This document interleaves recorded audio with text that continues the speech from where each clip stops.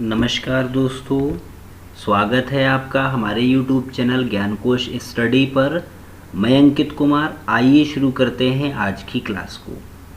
CSS की आज की क्लास में हम एक इम्पॉर्टेंट टॉपिक डिस्कस करने जा रहे हैं, जिस इम्पॉर्टेंट टॉपिक को हमने CSS सेलेक्टर्स के रूप में डिफ़ाइन किया है। अभी तक आपने अगर हमारे चैनल को सब्सक्राइब नहीं किया है तो उसको सब्सक्राइब कर लीजिए। तो आइए पढ़ते हैं CSS सेलेक्टर्स को। तो CSS का जो मेन काम है वो हमारे HTML के कंटेंट को फॉर्मेट करना है, उसकी फॉर्मेटिंग करना है, स्टाइल डिफाइन करना है। तो CSS में कुछ सेलेक्टर्स डिफाइन किए जाते हैं जो हमारे HTML के कंटेंट को सेलेक्ट करते हैं, जिससे हम उसमें अलग अलग फॉर्मेटिंग और अलग अलग स्टाइल डिफाइन कर सकें। CSS में सेलेक्टर्स आईडी के रूप में, क्लास के रूप में या टाइप के रूप में डिफाइन किए जाते हैं, ताकि उनको हम अपने HTML एलिमेंट के साथ प्रयोग कर सकें और अलग अलग फॉर्मेटिंग कर सकें।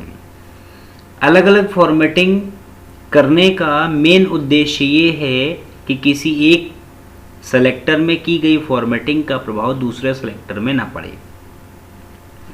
और दूसरा सबसे महत्वपूर्ण फ़ायदा ये है कि CSS सेलेक्टर अलग अलग डिफ़ाइन किए गए हैं, और यदि किसी भी प्रकार की फॉर्मेटिंग, किसी भी सेलेक्टर की फॉर्मेटिंग काम नहीं कर रही है, तो हमको सभी सेलेक्टर्स या पूरे कोड को ढूंढने की आवश्यकता नहीं है। हमको सिर्फ उसी सेलेक्टर, उसी पोर्शन में जाना है जहाँ पर ऐसी परेशानी है।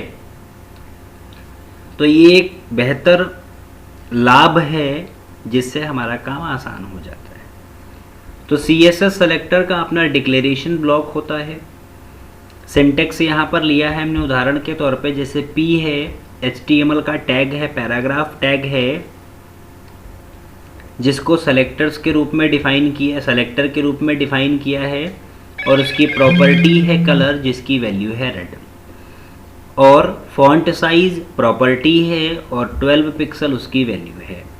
तो पैराग्राफ जो टैग है उसमें कलर रेड आएगा और फॉन्ट साइज 12 आएगा।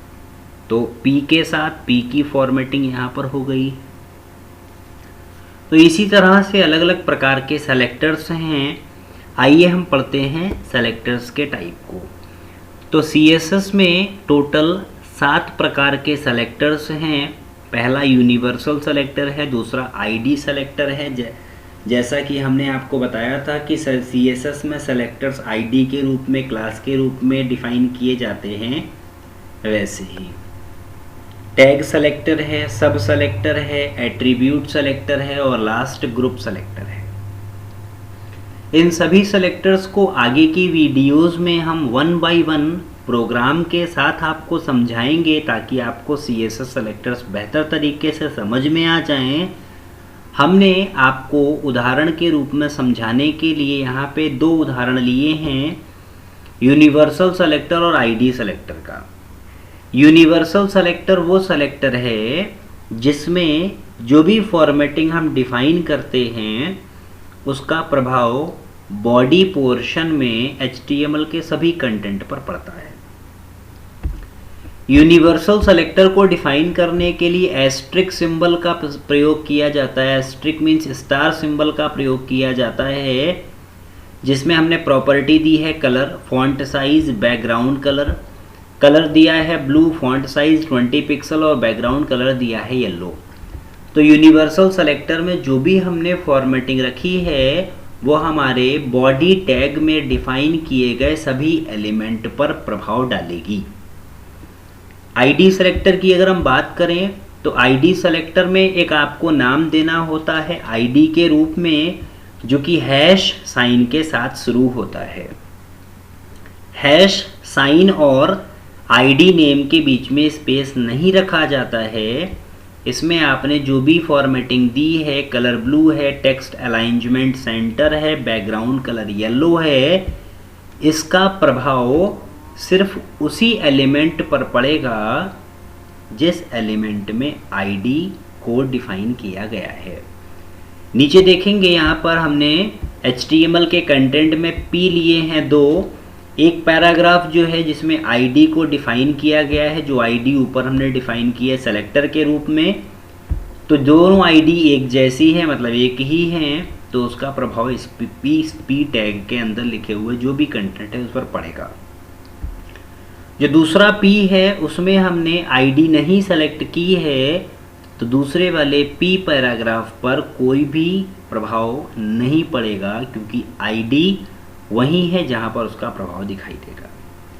तो इसी प्रकार से, ये तो हमने सिंपल उदाहरण लिया है, इसी प्रकार से हम आपको प्रोग्राम के साथ step by step her selector के बारे में बताएंगे।